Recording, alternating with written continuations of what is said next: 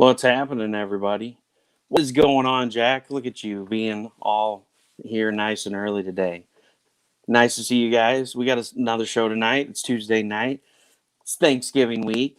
So hopefully everybody's winding down for the week. I know some of you got to work tomorrow, so we might be a little light on one end. So if you're watching this back, thanks for checking out the video later on.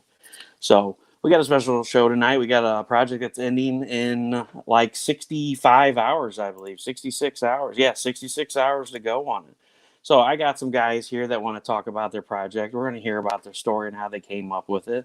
And without further ado, I will introduce. We got Mark C. Frankel. Hey, what's going on? What's going on? And we've got Alex at ASAP Can Draw, because nobody can figure out how to spell, say, or pronounce his last name. I mean, nope. too many consonants. Yeah, it was great when I was setting up the graphic for the show. I was like, when I sent it over, I was like, don't worry about spell checking your last name. I copied and pasted it out of Facebook. I'm not even going to try to begin to just spell it out. And on our website, I even have a pronunciation guide, which some people have found very handy. They finally gave the notification. Yeah, if you guys hit remind me anytime I post these videos, it'll be like, hey, he's going live in 3 minutes. So it's kind of handy. Nice. It was broke for a while, but you know how technology is. I think they finally fixed it. So welcome, Trish. Hey, Jack. Hey, Mike, if you're on. And welcome everybody to the show. So you guys got 66 hours left on your project. Yeah. If there was one more 6, it would be perfect for a comic about demons, right? That's right. Oh man, yeah. I'll tell you what. It's these. Well, you're doing this, these things are stressful, right? Mm-hmm. I mean, they're good stressful, but they're stressful. Yeah. Well, and I can only imagine you guys, you're funded, which is awesome, but you're coming up on the last part of the project, and it's like, we're almost there. We can almost stop talking about it, and we can print it. This much left. And we're just like hanging there. There's like $45 left to hit that 2K mark, and it's right there, and it's just sitting there. It's taunting me. I'm like, I know how that is. So. Yeah. Tell us a little bit about your guys' studio. How did this come about? How did you guys come up with the idea for the studio and the idea for the Ascendants? Well, I'll start with the first part, and I'll kick it to Alex. How about that? Because that, yeah. So Josh and I, who isn't here tonight, we've known each other for a while, right? And we both, been writers and whatnot. He and I actually started writing stage plays. We had these really cool ideas, and we're like, this would be really neat. And we really, really quickly found that stage plays was the wrong medium for what we wanted to do, right? Some of the stuff, any of the effects, things like that, they weren't right. Obviously we like a lot of tales about mythology and aliens, demons, whatever, right? And so we found pretty quick that's not going to fly in a stage. And so we realized the medium was probably better in comics, something that we've always enjoyed as kids. We, never really thought that maybe that's the right direction to go. And so we started looking at it, started realizing that to do comics was really the better medium, right? It's more the fit for what we wanted to do. And so we actually wrote Horseman, and actually, to go back, we actually started that series Signed, but we actually haven't even published the original Sign that we started doing, and so we kind of had all these ideas. We started doing them, and about that time, I took a job in New York City, working for a media company, and my day job is as a recruiter. I've been working in HR and talent acquisitions and things like that, mainly with media for most of my career, and happened to be interviewing a software engineer, and that's where I met Alex, interviewing him actually for the role. So I'll let him take it from there. But, this is where it gets kind of interesting too. So I walk into this media company, and it so happened to be in the same building as DC Comics. So I walk in the building, and I see some DC logos, but at the time I wasn't really thinking about it. And the elevator stops at DC's floor, opens up, and I see their big murals of comics. I was like, "Oh, I want to work here." Trying to get upstairs to the floor, I walk into the interview, and I see Mark's office, and I see Superman posters. I see a little Joker figurine. I see all this DC stuff. I'm like, Sandman. Am I? Oh, the Sandman too, yeah. And I'm like, am I in the right office? This is the media company, right? And he's like, yeah, fine, yeah. We just like, and then we end up spending the entire software engineering interview talking about comic books. What's wrong with that? No, there's nothing wrong with that. The best part is, when I leave Mark's office, I go to the guy who would become my manager. We start talking code, and then I meet the VP of engineering, or SVP, whatever Alan's role was. And I see he's got little Lego Star Wars figures. We end up talking Star Wars during that interview. So like, suffice to say, I got the damn job. But like during our, after that point, Mark and I became fast friends. We would have lunch together, and we would just talk comics, movies, TV shows, or whatever. He finds out I'm an artist. I find out he's a writer, and we start talking about other projects. Eventually, I forgot exactly what led to this, but we both found out we were going to be at Comic-Con. And At the time, we were joking around during lunch to what would eventually become Damn Heroes. So we get this bright idea. Well, I'm going to be at Comic-Con. You're going to be at Comic-Con. You're going to have a table. You need an extra pair of hands. I'll table with you. But by the time we actually got to Comic-Con, he had printed out issue 1 of Ascendant, issue 1 of Horseman. And we had, by that point, did 10 comic strips of Damn Heroes. Yeah. And that was our table. Literally printed out on matte, white paper. Lots of little sheets. So that was kind of a funny story. And then I forget, did we come up with Wayward Raven before? Wayward Raven came after that. So actually, that's actually another good point. Is Josh and I put these things under Aegis Pub, right? AEGIS, which is Shield. It's what Medusa put. Medusa's head was put upon by Athena. That sort of thing. And so we thought it was a really clever, cool name, and everybody kept coming up to us and say, "What's Agus? What's Agus?" And as a Greek, I stumbled on it. I was like, "Wait, what? What are you trying to say in my language?" Yeah. Oh, yeah. The best part is, the Greek didn't even know how to pronounce it. So I'm like, you're not spelling it right. that was the final nail in its coffin. We said, no, we've got to. So there, somewhere out there are about 100 copies of the Ascendant 1 and Horseman #1 printed with the Aegis logo. And I know at least one person who definitely has it. Yeah. But other than that, I don't even know, man. Who knows? Maybe they got thrown out at the end of New York Comic Con 2012 or whatever. But in this, But I was waiting for this story to take a crazy turn where like you were in charge of like hiring, and he came in for a job interview, and he seen all the comic books. You guys started talking about comic books, and he didn't get the job because you said fuck it and quit and walked out. And you're like, we're starting a comic book. Well, actually, screw this job. There was some little details later, because I think eventually we would move offices, so we were no longer in the same space with DC, but we had made friends with the guys who worked at DC. And when they closed down shop, let's just say we managed to we raided the place. Gifts. We given a lot of gifts. Raided the place. Yeah. Our buddy is like, come on, and he's like, all this stuff is all put out. They're like, literally, there were just stacks and stacks and stacks of books and graphic novels and whatever.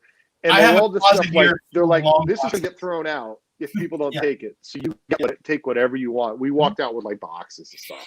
I mean, you guys went and rented a U-Haul, and you pulled up. You're like, I want all the cardboard. We're taking it on. It was like last minute.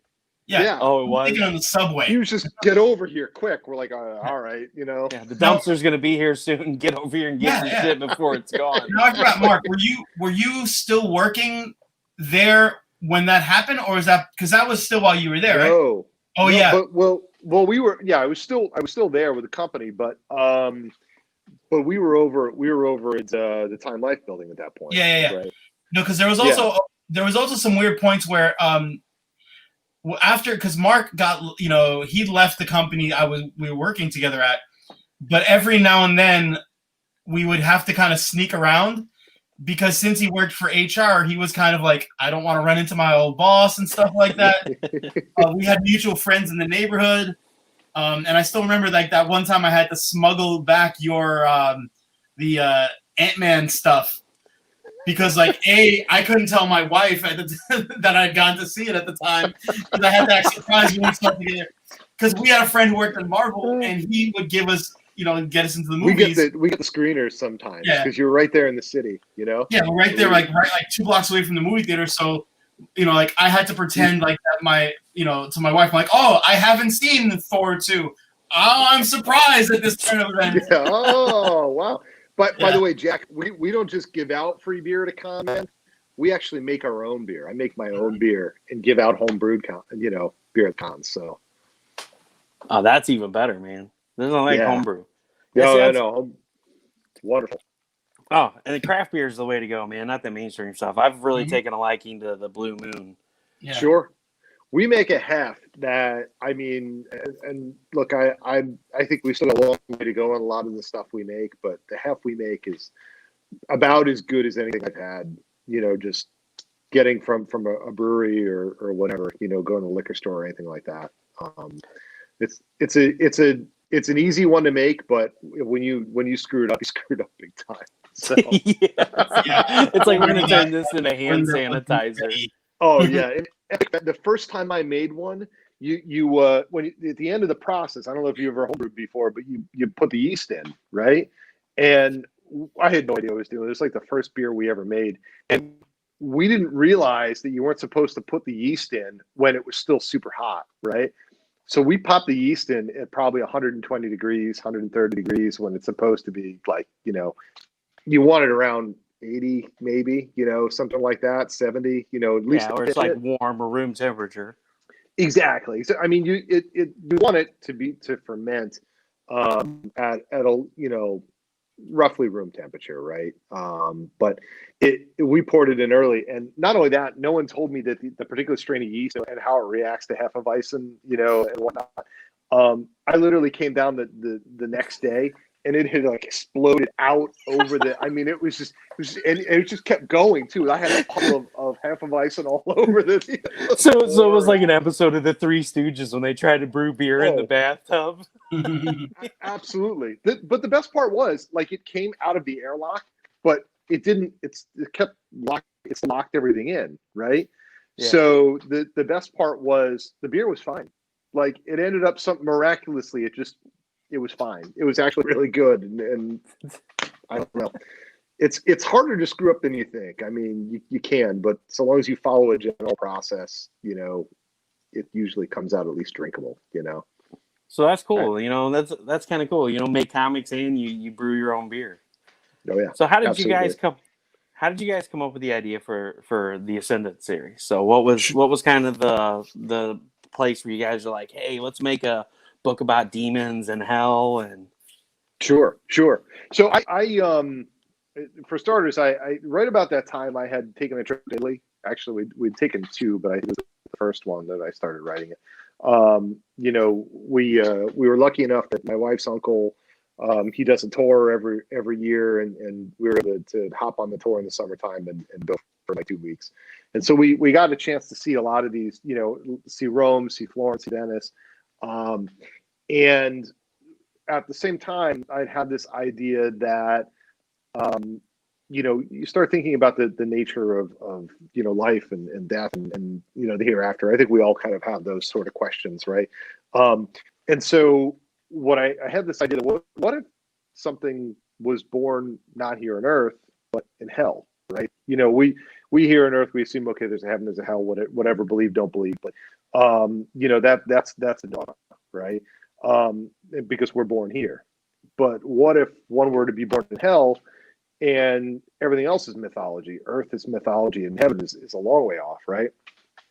So the idea behind the Ascendant is Kale's an escaped Duke of Hell who finds a way up to Earth, a place he didn't think even existed, right? And in his rebellion, he starts sending the demons back to hell, right?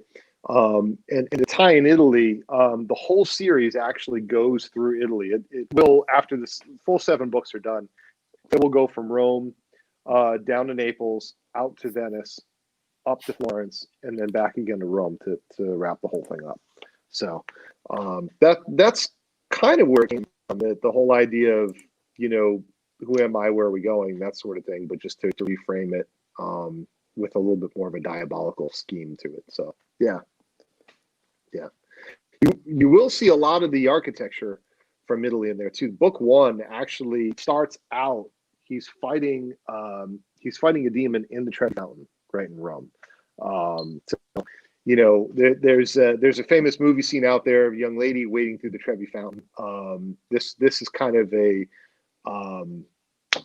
polar opposite of it, right? As opposed to a nice innocent scene where we have 2 demons duking it out, amidst this beautiful, piece of architecture, right? So yeah, it's a lot of fun. Mm-hmm. All right, Jay, I'm going to share screen this up here. So one of the things I didn't notice going through your guys' Kickstarter that's awesome, most of them do it, but you guys do have the digital edition of 1 through 3 available, as well as the print edition. I think the printed and the digital tier was what, $20 for all 4. Yeah, I think 5 now, right? Yeah, now it's 5. Yeah. Yeah. Because so we hit a goal where we can actually start getting people to pre-order 5 as well. Mm-hmm. Okay. And so there's some of the stickers that you guys unlocked with. Mm-hmm. Yeah. Little sneak peek at 5.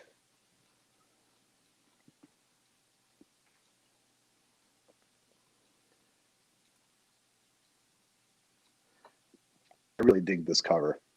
Yeah, the cover's awesome. You know what it reminds me of? It reminds me of Highlander. Mm-hmm. Yeah. There can be only one. Mark, when I was like, this is Highlander. With demons. With demons. There can be only one. And she's like, whoa, whoa, whoa. Can we talk it out? Not in my Can we talk it out?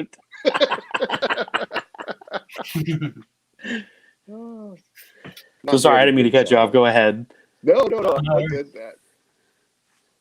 That's but yeah, I do dig the George just did an awesome job on this, and the whole way it kind of has that sort of triangular pattern with Seville in the back. Is pretty cool. She's actually kind of the star of this issue. She actually traverses hell for him, so it's pretty cool. Yeah, yes. That's right. Issue 4 is done. Yes. And how far is he in issue 5 now? It's still in inks, right? Halfway. We got the inks halfway done, so he's got about the first, I want to say, 12 pages or so done. Yeah. Yeah. I mean, it was our dream to use this Kickstarter to maybe finish the whole book, because there's only 7 issues, but at the very least, it helps us get more word out there and cover some of the costs. Yeah. This is all about the printing costs and things like that. Yeah. It's done. So there's no question if you're going to get the issue or not. You'll definitely get it. It's a matter of when. Yeah. Yeah, and it's awesome that you guys are pouring everything back into the book to finish out the series instead of. Well, that's one thing that we when we first started out, a lot of people were asking like, yeah, this book 1 is cool, but when is book 4, 5, 6, 7 coming out? And yeah, it's been a ride, but we've already, since starting this, we've completed 2 trades. We have an ongoing webcomic series that's been running for like 8 years now. We have children's books, one that's been published, one that's ready to publish, and a couple that we're working on the back burner. 2 one-shots on the back burner as well. And what else, Mark? It was like we're James's series. Yep. We've got another ongoing comic series by James Bennett, who's working on book 3 right now. And We've got a couple one shots, so we now have a library of titles. So you can pretty much rest assured if we start a project, it's going to get done. Yeah. It's actually, that was one of those things. Our first convention ever, we heard a lot of that. Yeah, why would I pick up book one, come back when you got hits? You know what I mean? And it's like, all right, if that's the way you feel about it, I'm a stubborn son of a bitch, and I'm going to make sure we finish the whole goddamn series. So go ahead, hit me on some more. I'll get it done, Yeah, well, and that's the other thing too. It's not just if they do the number one, are they going to do the number two? But it's always the question of when. You get number one and it's freaking phenomenal, and it blows your socks off, and then you're like, oh man, I can't wait for number two, and then it's like cricket, and then like 3 years later, they're like, guess what? Number two's coming out, and you're like, yeah, I've been over that book for like a year and a half ago. Yeah, you're like, dude, I don't even remember what that's about. What book is that? Wait, I think I have that one. Yeah, that's why we're fortunate to get guys like George and even Wayne for signed, because they just crank out the books. Yeah, absolutely. So here's oh, sorry, go ahead. No, go ahead.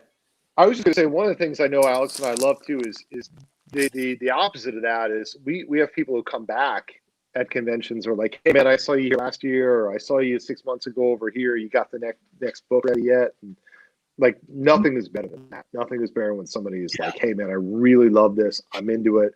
Or even hey, you know what? I finished this one. What else can I get from you guys? That's like my favorite thing in the world. Yeah, that is a great feeling, and that's what's exciting about doing this is you write the story and it's in your head, and there's a lot of things that you leave out just to so people can have an imagination, but you get those people that walk up to you and they're like, okay, I read this, I love it, and I love this, but you have to explain this. Like I tried to use my imagination to figure out this, and I know that's the way you wanted to leave it, but what was your perception of what happened?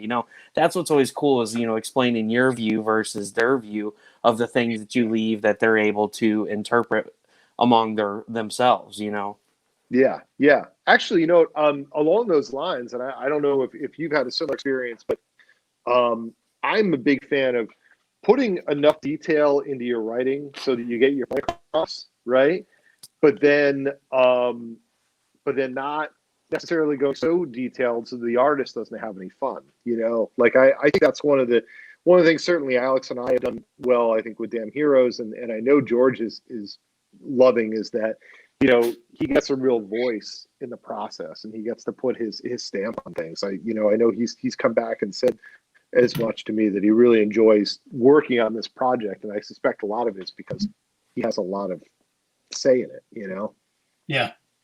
Yeah, it's kind of cool to see how other people interpret what you're thinking about. Yeah, and that's what's and that's what was awesome. That's like what I did with my book. I gave the artist free reign. I'm like, hey, this is the character. This is your excerpt from the book.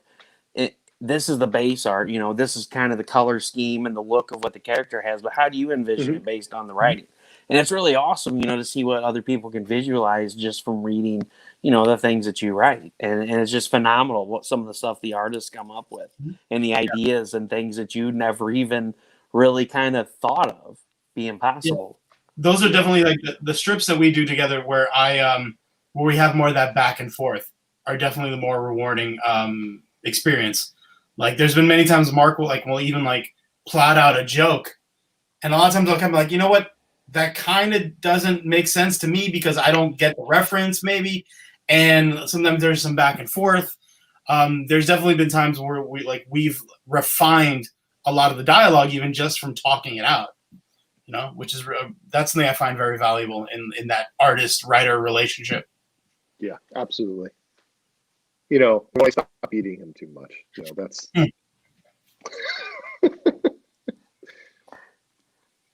I just love that quote at the bottom, man. Introducing, I guess you pronounce that Bale?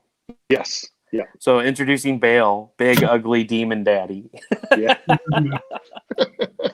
I got a crack out of that, man.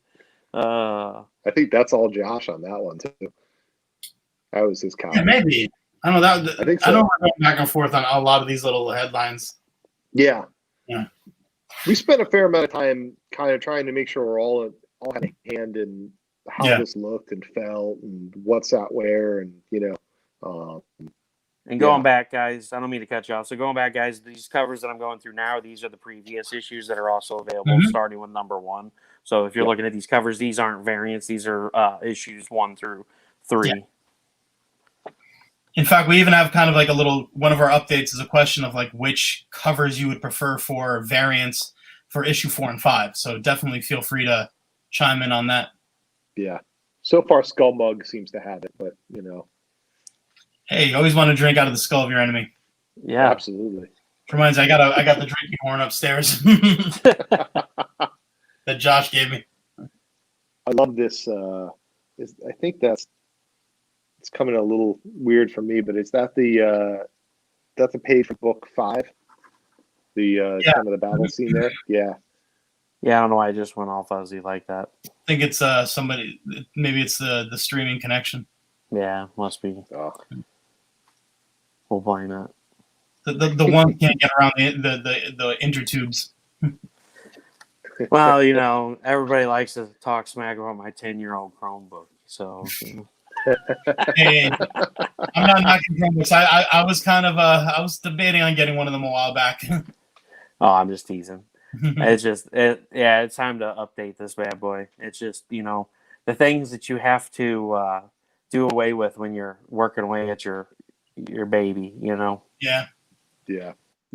I'm due up for a new computer too. My old one just crapped the bed, and it's time. I just don't know what the heck I'm gonna get. That's all. I'll load that back up in a second. I don't know why it went fuzzy like that. That's really weird. So it definitely sounds like an awesome story, though. I mean, everybody wants to. It's a really cool concept. I love the idea of. I never really thought about that before. Where we're born on Earth, and we have the concept of heaven, we have the concept of hell. Mm-hmm. To some, it's mythology. To some, it's this is real. But it's like, what if you were born in one or the other? I never really thought about that as a concept before until I read the whole story behind your guys' book and heard you talk about it last week on Pete's show. And so I was like, that's a really interesting take on it. Yeah, a lot of our stuff actually does involve mythology in one form or another. So, that's great. Yeah, it's the blue balls. Screen of death. Yeah.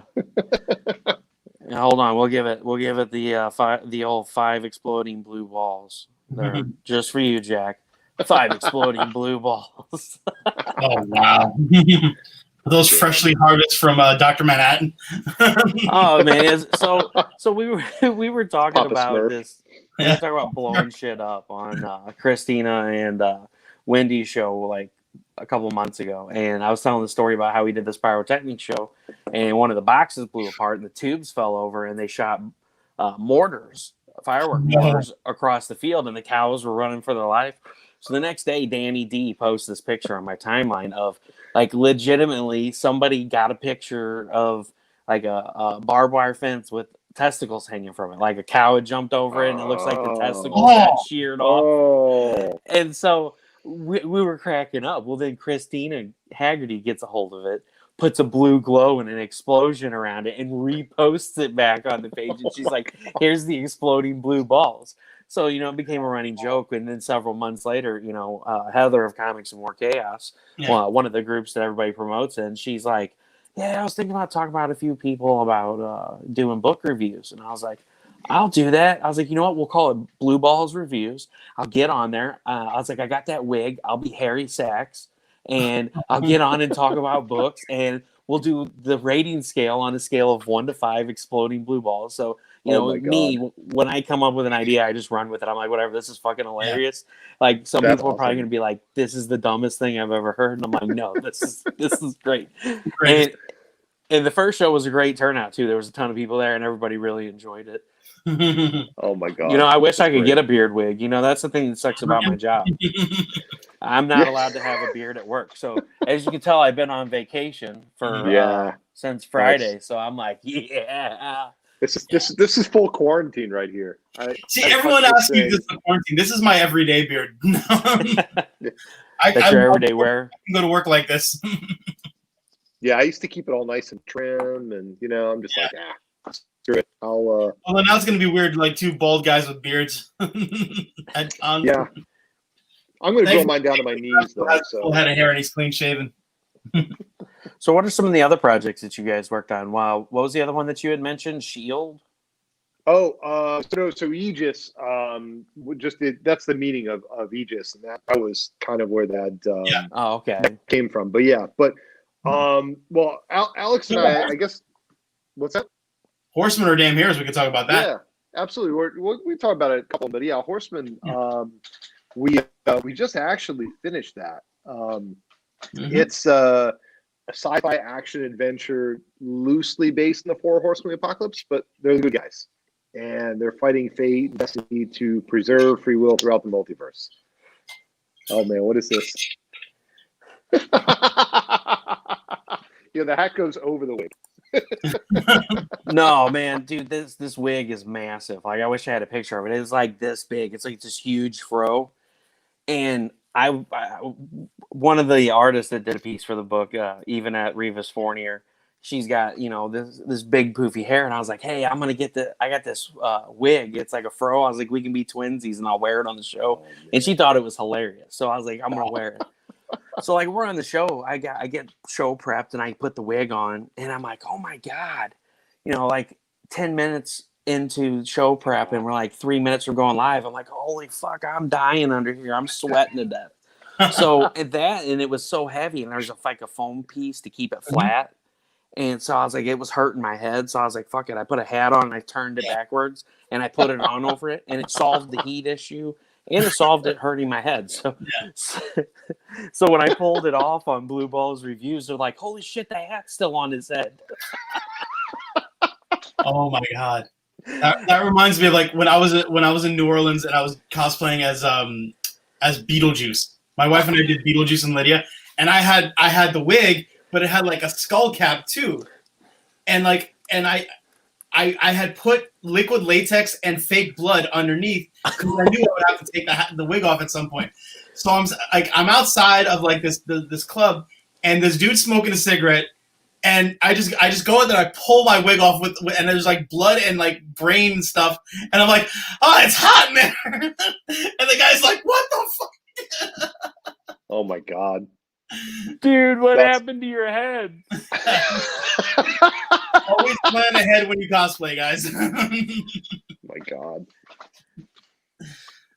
So of course we get derailed. So see, what was the name of the book that you guys just finished? So Horseman. And Horseman. it's basically it's these band of horsemen fighting fate and destiny to preserve free will throughout the multiverse. So the thing that I think is kind of cool that makes it distinct is you'll see that the horsemen will their worlds are in color, but when you get to a world of fate and destiny, it's so rigid and set that basically those worlds will literally be in black and white, and you can see the different pages of the issue will physically represent that. So that was a scary picture. Nice. It's just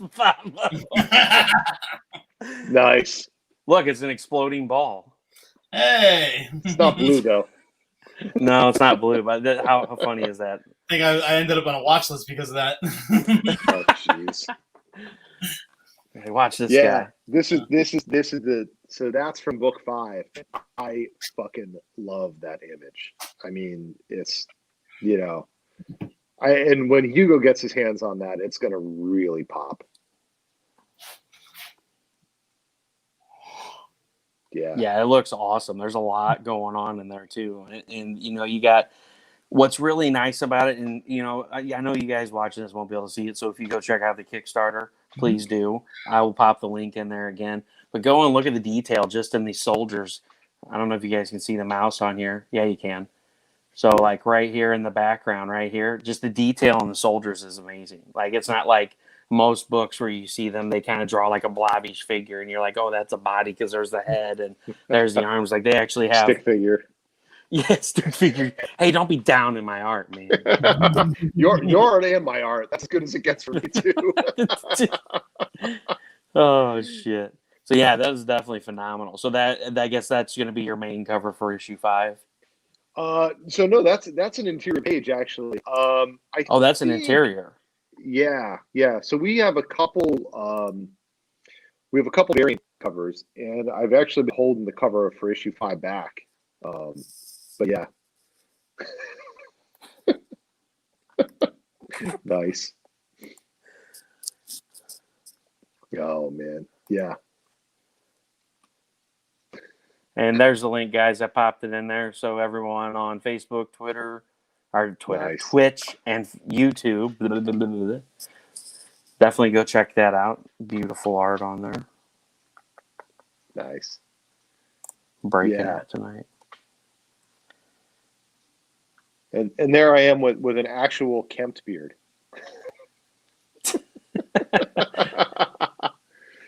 Oh man. You're gonna come out of this freaking quarantine looking like AC/DC or ZZ Top. ZZ Top, there it is. There's Josh. Speaking of shrunken heads. George. Yeah. Man is amazing. He really is. And I can't say enough about you guys. I read it, Jack. I read it. That's what I was laughing about. Yeah.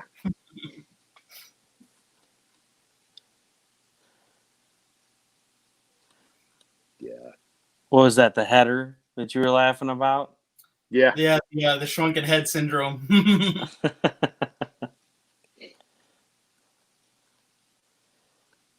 And then I don't know if you guys know, but he is an amazing letterer. We love Taylor. Yeah, he basically does all our books now. I mean, that's, he's the man. He's really very professional, very good at we've given him some challenges. I'll be right I know from time to time. I'm sure there's times where he's like, oh, how am I supposed to fit this in there? But man, he finds a way. I mean, granted, he's also, he's worked for Marvel, for DC, for a number of the other big indies and stuff like that. So he's definitely a pro through and through. So yeah.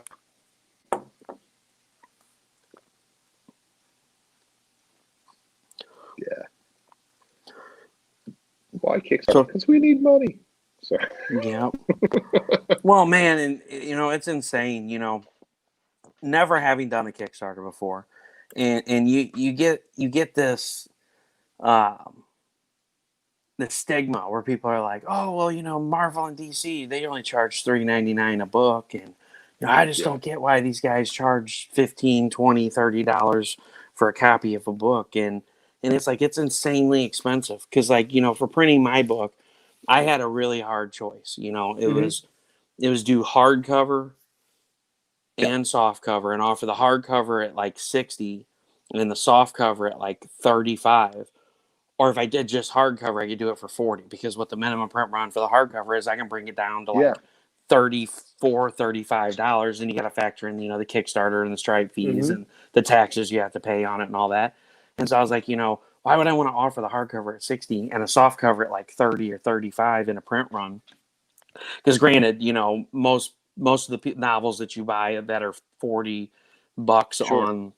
on Kickstarter don't have color. Mine's got 11 color pages, so that's really what's screwed things up for me. Yeah. But it was like, so I was like, I'm just going to offer the hardcover. So now I've been kind of like, all right, do I look into doing a soft cover? And I'm like, well, how much is 25 books going to be at a soft cover? And it's like it was $25.47 a book.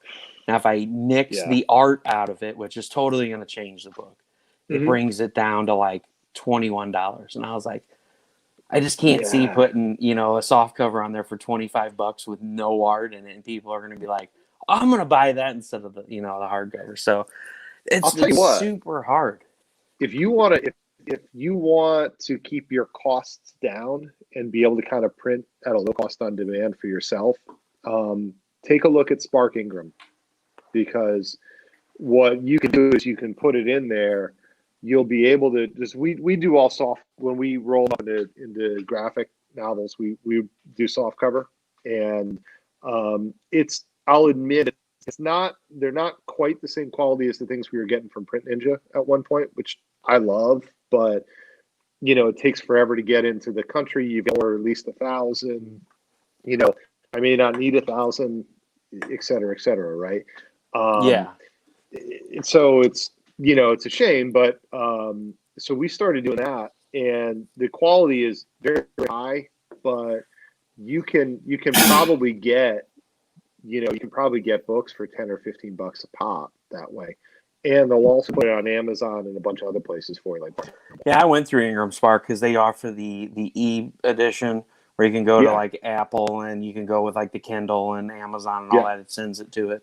But cost effective wise, in the long run, it was more expensive through them than it is the option that I went through. So the other place I went through is so I keep going, I'm going to check this place out. And then so like one that somebody sent me the other day that I was checking, I was like, oh, cool. Another option. Maybe I can actually do this soft cover option at it. Yeah. And it was like $37 for the same thing. It was like for 200 pages with 11 pages of color. And that was for soft. And it was like for 4.5 by whatever. I think it's 4.5 by 6 is what the standard is. Something like that.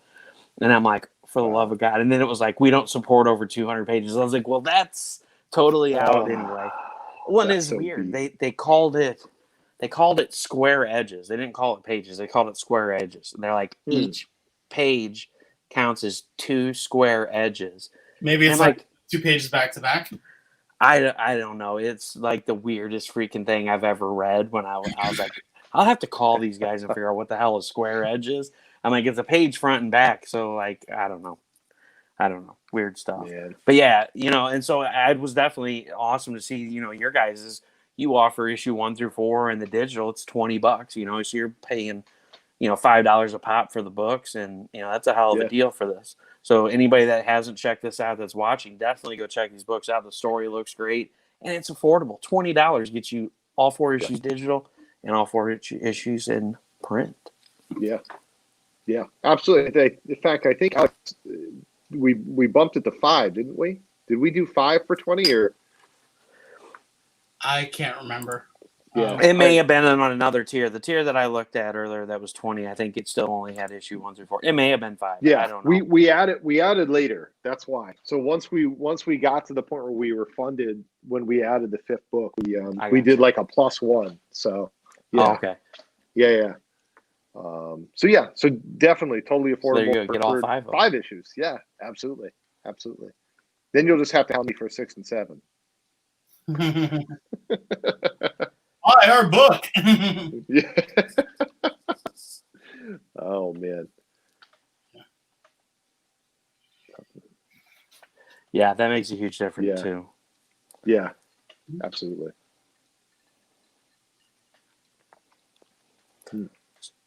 So what other plans do you guys have? So you guys said that was a huge shock to me. So like when I was going through the Wayward Raven and all that and looking at your guys' stuff, you guys do a children's book too?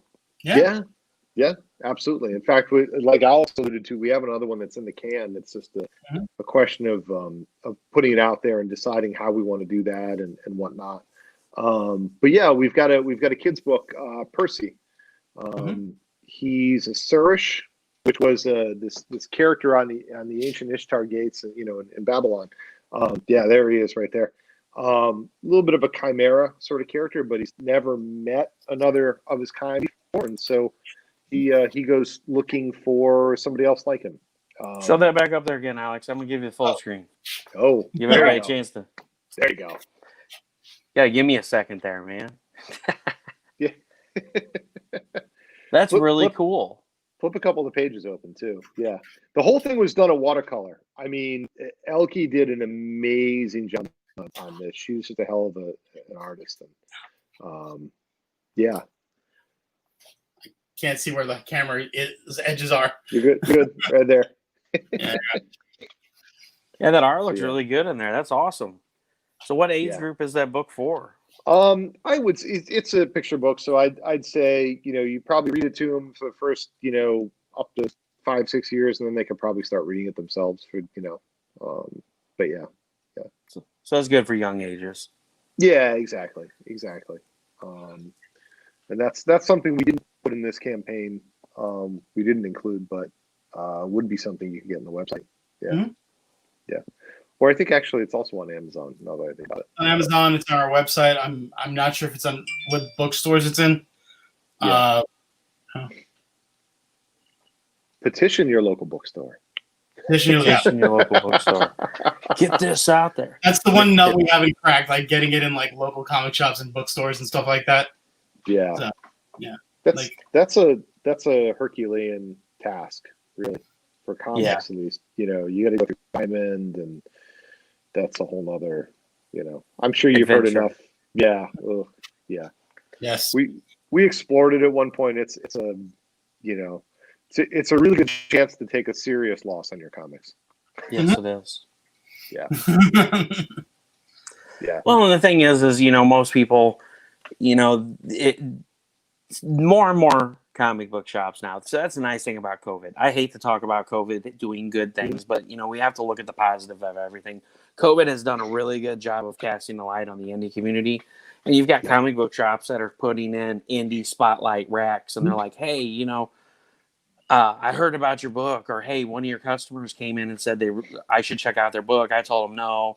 You know, I'm not really looking to lose money. You know, I buy all these books from Diamond. They just sit on the shelf, and I end up having to send some of them back, yada, yada. Everybody knows how it goes. Mm-hmm. But then they bring that book into their comic book store, and they're like, all right, you don't want to take my word for it. Read it yourself. And they're like, holy shit, this book is awesome. And then so, you know, there's a couple of creators that I've had on the show that have had that happen where, you know, somebody takes their book in and they're like, hey, you know, you don't believe me, read it for yourself and see what you think about it. And so it's really cool to see that ripple go out there, and you have a ton of stores that are like, all right, we're going to put a small section in at the front of the store, and we're going to recommend these books because these are books, either creators that we know or that our customers know that recommended to us. They brought the book in and we read it and we're like, holy shit, how have we not heard of this before? We're going to carry it in the store.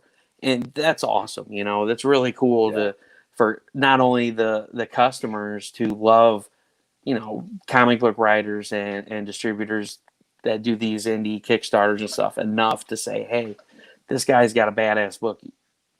I know your customers will love it. So it's definitely cool to see more and more of that happening where they, you know, the comic book stores will be like, hey, Mark, send me 20 copies of issue 1 through 5. You know, I want to put them up here and show them off. You know, and I hope to see more of that happen. Well, you know, it's also about indie comics. The thing I just love about it is we can do whatever the hell we want, right? We don't have the same constraints that, you know, other companies do. And look, that's nothing against the big guys. They've got their thing and they're stuck with it. You know what I mean? Yeah. We can do anything we want. Anything we want to put it all in that story. Yeah. And we don't have to worry about putting up a character because there's a movie coming out. I mean, and even if there was a movie coming out, we'd still kill the damn character. and we do. And we do. Dead is dead, done is done, man. You know? Yeah, that's the thing. I took so much flack about doing the art book for my book. And, you know, I didn't do it because I wanted to make money off of it. I genuinely, you know, since February, everybody's known about this project. It's been coming down the pipeline. And so I've, you know, brought up things. I was like, oh, you know, it'd be really cool to do an art book and have some of my art in there. And people are like, oh, my God, do it. That's so awesome. You know, they're like, I love seeing where your idea started and where the artist ended with it and everything in between. You know, I would love to see that. And you're like, all right, you know, one person thinks it's a good idea and I like it. Well, then, you know, later on you get more and more people that are like, I like that idea. So it's like, all right. It's going to be kind of expensive because I don't think a whole lot of people are going to buy it. So at a base print run, you know, here's what it is, you know. So, you know, it's really cool because I can say, hey, everybody likes this idea. Mm-hmm. Let's see if they're put their money where their mouth is and you can put it out there to them, you know. And if they're willing to pay for it, you can make it for them. And, you know, I went in with the full intention of, hey, I put this up here and nobody gets it. It's no skin off my nose. It's one less thing I have to print. And, you know, later on I can print it, you know. But and I love doing it too. You know, that's the best part. You know, just seeing, you know, for even something that for your guys' comic book, you know, like that art that we flashed up for that interior page that's not even colored yet. You know, it looks awesome, and it's gonna be so exciting to see that colored piece in the end and see where it started and where it ended and how much life that color brought to it. We did a strip for Damn Heroes at one point where it was the April Fool's joke. Like in the first year I think it was the April Fool's joke, and we had this idea that Alex was going to write the strip and I was going to draw it, And we're literally in the office that day, and I had gotten one of our coworkers, her kid was there, kind of hanging out, you know, and had her crayons, and we literally went over, borrowed her crayons, right? And I did the whole thing on like blue line paper, right? Oh man, yeah, we'll have to find that strip again at some point. Yeah, it's on the website. Yeah, no, Jack, I totally understand. You know, that's one thing that sucks about Kickstarter is, you know, you back a book, it could be 4 or 5 months before it comes in. You know, that does suck. And you get some of them that will buy, you know, from the Kickstarter. That's like mine. I was like, you know what? I'm going to offer the option of a retailer pack. You know, if they want to buy 5 books, they can get it at, you know, 20% discount. I've seen people doing that, and that's something I think we might want to try in the near future. You know, the whole retailer packs. Yeah. But the one good thing is, like, a lot of our existing books, you can still get from the website. Yeah, exactly. And, you know, reach out to us if you've got a comic shop and you want to order, like, you know, 100 or even 20, you know, Horseman books. What are we gonna do? Are we gonna say no? Yeah. No, I'll get them to you, and we'll find a discount. You know? Yeah. We'd love it if they're in books. You know, we in New York City, we're in a couple of small comic shops like Carmine Street Comics. They have that. They've had that indie spotlight for a long time. So we've got a lot of our books in there. Yeah. So you hear that? Any of you guys out there, if you get in on this Kickstarter, you get these books, you love them, go in and talk to your guys there. You know, let them know these books are available on the website, and these guys are willing to cut deals if they want to buy some to put them on the shelf. Oh yeah. That's, in fact, if you ever see us at a con, that's one of the things we'll do. You know, we'll tell people, listen, you buy this one, it's this, but you get this one, you know, and historically we've thrown in a little bit of artwork. As you guys know, you spend more than $15, I'll give you a free homebrew. There's always a deal to be had with us. We're always looking to find a way. Our biggest thing is we want to put books in people's hands. You know? Yeah, exactly. Like, it's not doing any favors being stuck in like a bookshelf. Yeah. Well, and it's one of the things you struck on earlier. It's about the relationships. You know, we're not in it for the money. It's about creating this book and this awesome world and wanting to share it with other people and talk about it, you know, and hear, you know, it's just like us, you know, if you write something, Mark, and you give it to Alex and you're like, hey, you know, draw this, and seeing what he does with your words, it's just like, whoa. You know, and it's the same thing. If you write something, Mark, or you draw something, Alex, or George does something, you know, and you guys are just like, holy shit, you're blown away. You know, the people that read the book are the same way. They come up, they interpret things different, and you know, and somebody comes up to you and they start talking about, hey, I read this part of your book, and I was like, this is what, and you're like, what? You came up with what? You're like, what? I never even thought of that. What? Like, and it turns into 2-hour conversation. Dude, like, one thing me and my friends always get into is what if stories, like what if this story was different, how we would change things. And that's just, we're all that creative, those creative people, you know? Yep. Nice. That's awesome. Nice. Yeah, that's the one thing I don't have a local comic shop yet, like in my current neighborhood, but I'm trying to find something. It's like, you know, without going to, like, you know, the next few towns over or whatever. Yeah, my local comic shop that I buy from is like 6 states away. So, you know, I live in the St. Louis area, and we have a couple of comic shops, and they're not really anything special. They're not, they don't sort their books properly. Like, I found a Bronze Age book in a Silver Age cabinet, and I'm like, why is this in here? Oh, well, that's where it belongs. It's like, no, dude, this is from like the 80s. Yeah. And so it's like, you know, you get these shops that are just like, oh, we just sell books because they're worth money. And, you know, we don't really have anybody around here that you walk in and they're like, hey, you know, you're a regular customer. I want to work, you know, I know what you like. We're going to get books in. We're going to make good deals for you. And, you know, people that you can relate to and that you can have conversations with. And so it was really funny. That was what got me back into the comic book industry, like a little going on 3 years ago, was my wife. This is a funny story I told the other day. My wife had no idea I had comic books. So, like, we've been together since 2004.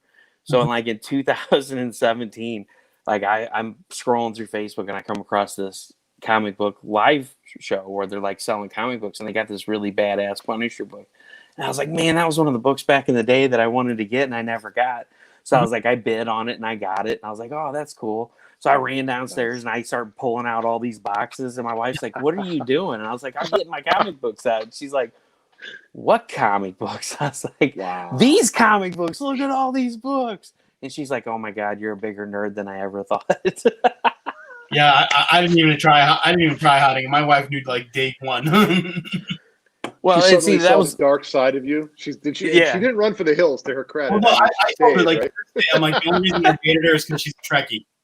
So well, and that was fun. You Yeah. know, I've turned her on to so much stuff. It's not even funny. So back when we first got together, I was like, I loved Harry Potter, you know, and so I think the first movie that I took her to after we started dating was The Order of the Phoenix. And she's like, I can't believe you're taking me to go see a Harry Potter movie. And then it's like 2 years later, she owns the whole series and she's read them like 100 times. And she's like ready to go see the next one. I'm like, you're such a fucking nerd. She's like, shut up. These are good. And the same thing with The Lord of the Rings. You know, I got her on The Lord of the Rings. oh And my she's god, like, holy shit, this is awesome. So My you wife know, with all the Marvel movies. She's like, Yeah. why do you like comic books? And then like she starts seeing those. She's like, let's watch this. I'm like, okay. Yeah. okay. I've No seen it a couple problem. times. All right, we watch it again. Sure. Even, it's even my wife was like not into Star Wars. She'll sit down and watch the Mandalorian. I'm like, are you sure? I'm not forcing you to watch it. She's like, no, I want to see it. I'm like, okay. Oh yeah, and that's what's awesome. You know, back in 2004 when we first met, you know, she would be like, Star Wars, huh? And that's how it is. Like every Friday, The Mandalorian comes out. She's like, "You ready to watch the new episode?" I was like, "You're such a fucking nerd." And to be fair, when she sits me down and watch Star Trek, I actually enjoy it too. So there's that. Yeah. Ooh. Hey, you gotta take some, and you gotta get some. You know. So Although I love to fuck with her because I think like Voyager is one of her favorite Star Treks. yeah. Shit on it so bad. I'm lost. Oh, that's great. And now we know why you're down here doing a comic podcast and she's somewhere else. Yeah. She's at work saving lives, Mark. She's saving lives. You're saving lives one page at a time, right? Well, yeah, I'm preventing people from going outside. I was going to say she's saving your life by just not being around you. She hasn't stabbed you today. No, I gotta give her respect. She's a nurse right now, so she's out there. She's a superhero. Well, kudos to her. Yeah. Absolutely. Her superpower is dealing with me, though. Yeah. So she's out there saving lives because she's immune to anything because she's got to do. Yeah, exactly. Like, I can live with him. Nothing's stopping me. Worst superpower ever. Worst. Hey, though, I mean, come on, Mark. You can't be all that bad. You gave him that job years ago. I did. Listen. I don't think first time, shame on him. Yeah. Every time after that, shame on me. It wasn't your decision, but you were the one who's first responsible for it. Yeah. Oh yeah. No, I led the horse to water. I mean, yeah. I tried to drown him too, but they just. Don't let the PR department know. Yeah. I don't work there anymore. Mark, come to HR, please. Yeah, because of mergers and acquisitions and all this corporate BS, our department no longer exists, so it doesn't matter. Yeah. Some people there though. Yeah. Maria and Anna are still there. Yeah. So, guys, we had a great show. I don't want to keep any longer. I know it's getting kind of late there, and you guys are probably ready to go to bed and get your holiday vacation started. So, I definitely appreciate you guys being on. I definitely appreciate hearing about the story behind how you guys met and how the stories came about. I look forward to seeing what else you guys have to come out there, and I'll definitely have to check out the children's book.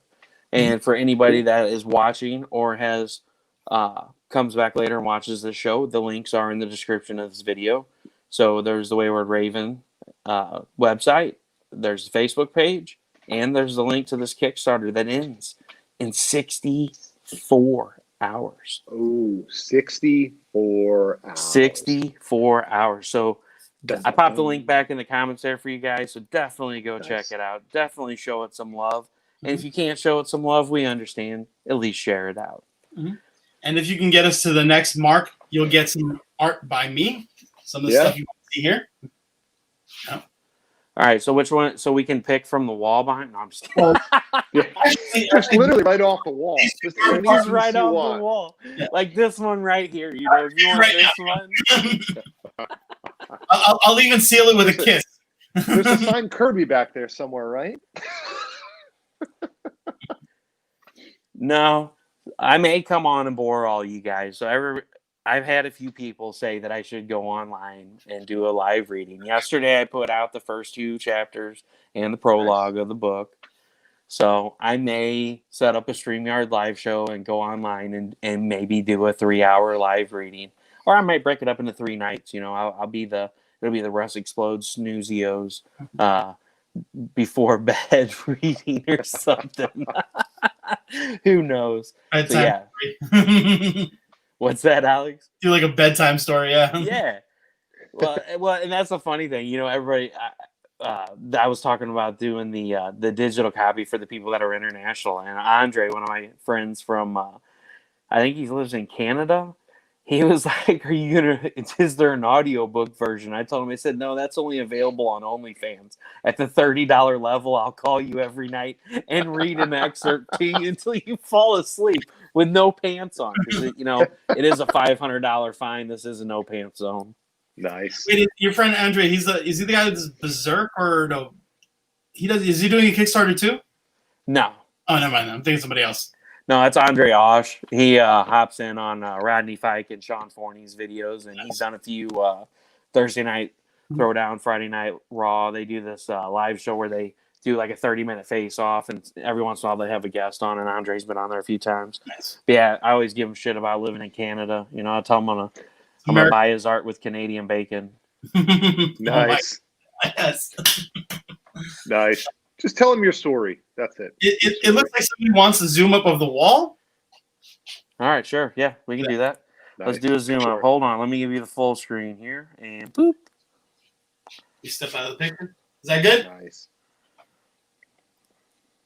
So this is one of my original pieces. This is one of my pieces. This is one of my pieces. This is by a really good artist I met at Comic-Con whose name escapes me. And that is one of my favorite stills for Guardians of the Galaxy. This is something I got from like a NASA comedy show, if you could believe it. And this is my Ryan Reynolds special Pikachu.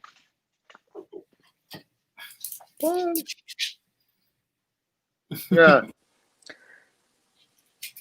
Detective Peekapool. Yep. Of the Green Lanterns. Yeah. Detective Peekapool.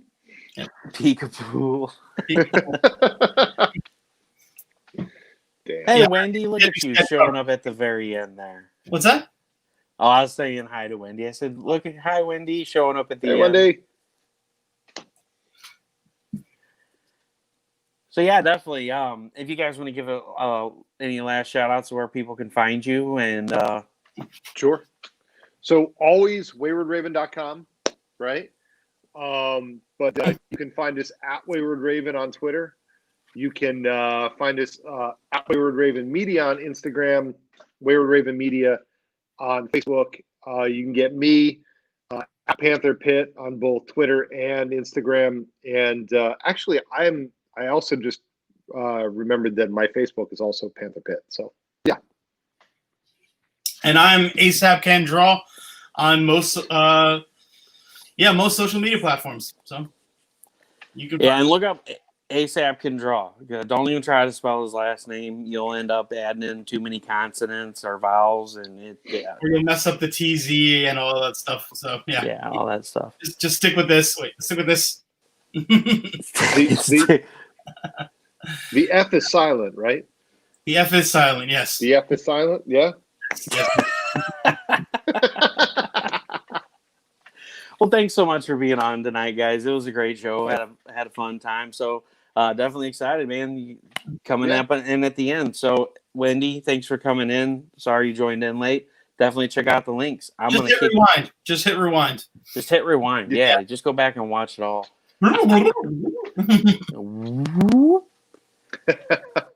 Yeah, thank you very much for having us on. I really appreciate it.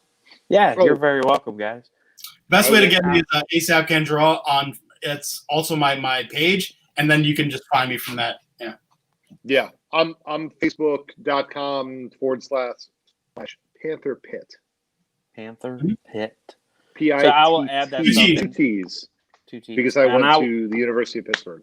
And Jack, I'll message it to you later. I've got the links, so I can send you the link to Panther Pit and to ASAP Can Draw. So I'll definitely take care of you, buddy. Yeah, Jack, definitely hit me up there, man. Absolutely. All right, well, I'm going to kick you guys to the back. If you want to hang out for a second, I'm going to say my goodbyes, and I'll be back in a minute. Yeah, thank you so much for having us on. I really appreciate it. It's been very awesome welcome. hanging out with you again. It was great meeting everybody in the comments. Yeah.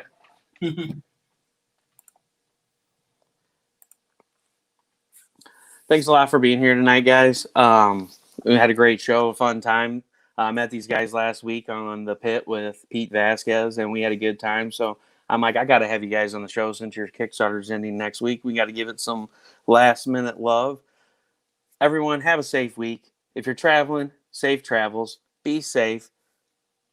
Wash your hands. And I will see you guys probably next Sunday, I believe. Yes, next Sunday. I have a show with a awesome charity organization. So I'm going to be popping some promo up for that probably sometime tomorrow. So everybody have a great week. Happy Thanksgiving. Love y'all. Russ Explode Studios, projects that blow your mind. Have a great night and a great week.